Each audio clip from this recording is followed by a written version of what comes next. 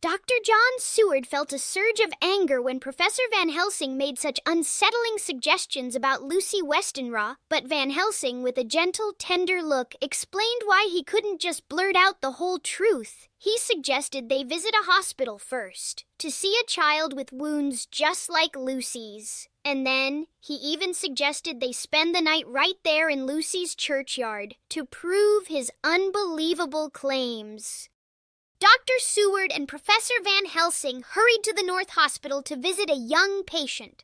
There, they discovered the child was recovering, but with strange little punctures on its neck.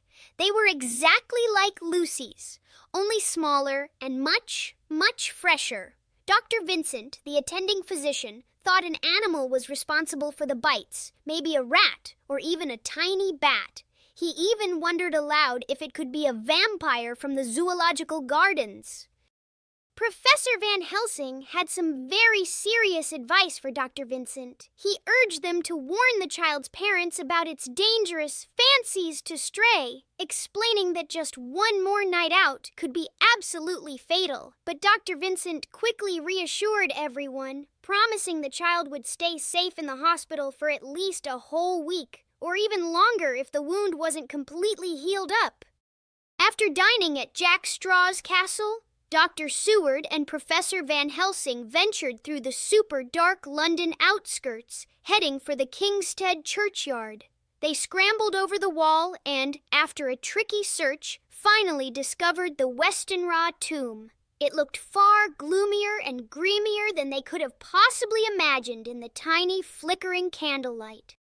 Deep inside the tomb, Professor Van Helsing, with a determined look, began to open Lucy Westenra's coffin, even as Dr. Seward felt a shiver of dread and tried to stop him. He carefully removed the screws and cut through the heavy lead casing. Then, with a quick gesture, Van Helsing told Dr. Seward to look. And what a sight met Dr. Seward's eyes! The coffin was completely, utterly empty, just as Van Helsing had hinted in the most unsettling way. Dr. Seward and Professor Van Helsing waited and watched in the quiet churchyard. Then, as midnight drew near, Dr. Seward spotted something amazing. A quick white streak darted between the dark yew trees, and a shadowy mass rushed right after it. Before long, Professor Van Helsing reappeared, gently holding a tiny, sleeping child. He turned to Dr. Seward, wondering if he finally understood everything.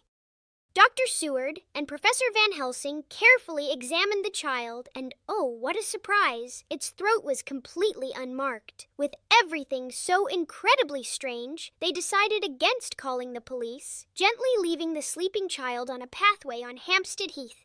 They waited and watched, ever so quietly, until a passing policeman finally discovered the child.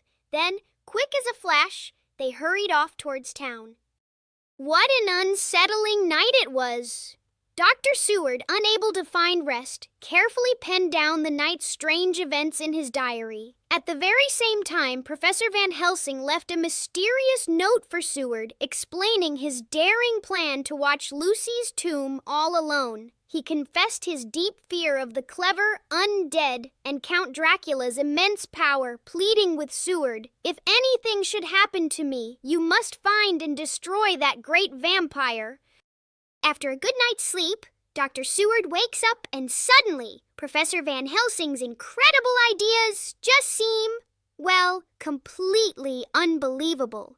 They fly in the face of everything he knows. He even starts to wonder if Professor Van Helsing might be a little bit mad. So Dr. Seward decides he'll watch him super carefully, hoping to find a real sensible explanation for all these strange things happening.